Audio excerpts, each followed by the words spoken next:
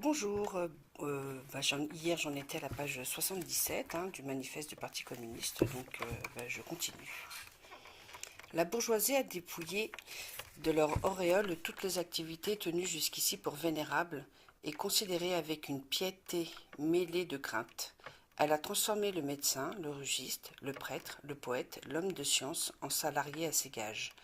La bourgeoisie a arraché aux relations familiales leur voile sentimental attendrissant et les a ramenées à un pur rapport d'argent.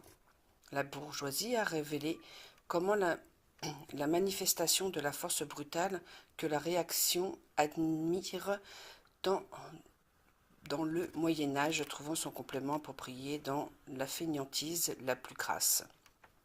Elle a été la première à montrer ce dont est capable l'activité des hommes. Elle a accompli de toute autre merveille que les pyramides d'Égypte, les aqueducs romains et les cathédrales gothiques. Elle a réalisé de toute autre expédition que pour leur grande invasion et les croisades. La bourgeoisie ne peut exister sans révolutionner en permanence les instruments de production, donc les conditions de la production, donc l'ensemble des rapports sociaux, le maintien dans le changement de l'ancien mode de production était au contraire la condition d'existence première de toutes les classes industrielles antérieures. Le bouleversement constant de la production, l'ébranlement incessant de toutes les conditions sociales, l'insécurité et l'agitation perpétuelle distinguent l'époque bourgeoise de toutes les époques antérieures. Tous les rapports bien établis, figés par la rouille, avec leur cortège d'idées et de conceptions surannées et vénérables sont dissous. Tous les rapports nouveaux tombent en désuétude avant d'avoir pu se scléroser. Toute hiérarchie sociale et tout ordre établi se volatilise, tout ce qui est sacré est profané, et les hommes sont enfin contraints de considérer d'un œil froid leur position dans la vie, leurs relations mutuelles. Pressée par le besoin de débouchés toujours plus étendus pour ses produits, la bourgeoisie se répand sur la terre entière. Il faut qu'elle s'implante partout. Je ne sais pas si tu vois bien. Il faut qu'elle s'implante partout, s'installe partout, établisse partout des relations. Par l'exploitation du marché mondial, la bourgeoisie a donné une tournure cosmopolite à la production et à la consommation de tous les pays. Au grand regret réactionnaire, elle a sapé sous les pieds de l'industrie la base nationale. Les antiques industries nationales ont été anéanties et continuent de l'être chaque jour. Elles sont évincées par des industries nouvelles dont l'introduction devient une question de vie ou de mort pour toutes les nations civilisées. Des industries qui ne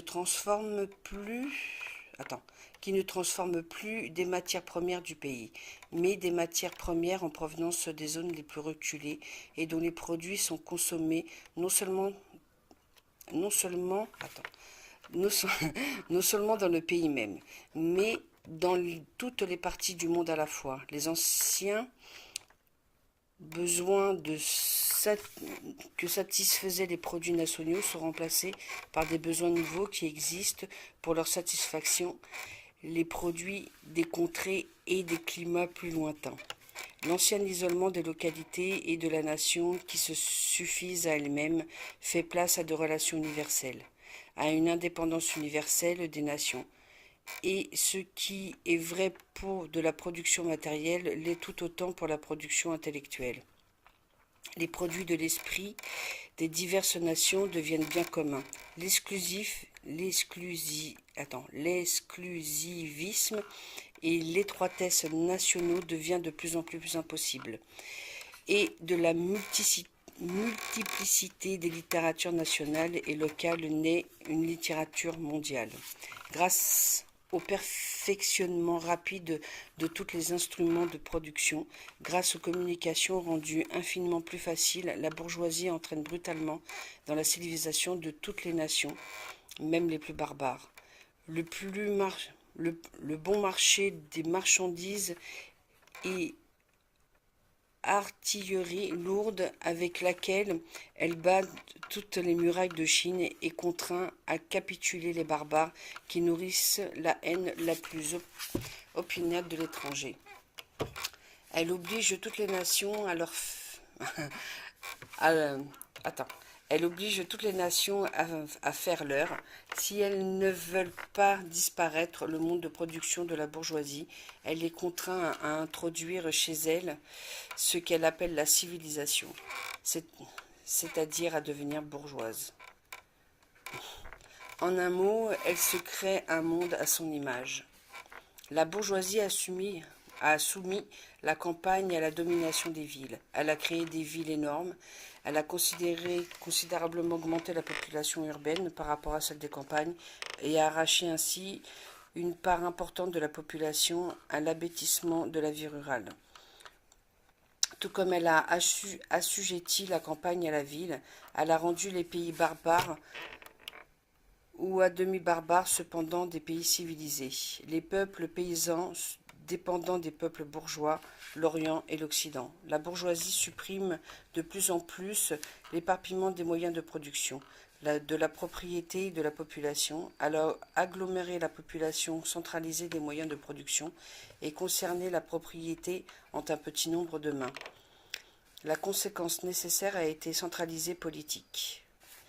Des provinces indépendantes, tout juste liées par des alliances ayant des intérêts, des lois, des gouvernements et des systèmes douaniers différents, ont été concentrées en une nation unique, avec un gouvernement unique, une législation unique, un seul intérêt national de classe et une seule frontière douanière.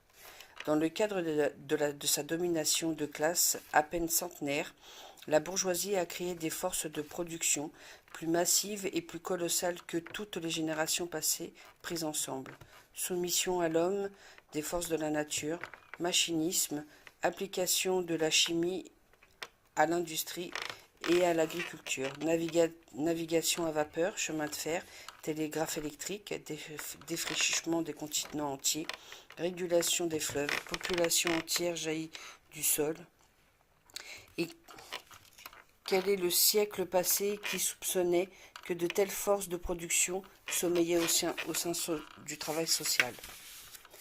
Je vais m'arrêter là pour aujourd'hui. Donc la prochaine vidéo, ce sera à partir de la page 80. Et voilà. Donc je nous souhaite de marcher dans nos paroles. Je te souhaite une bonne journée. Tchuss.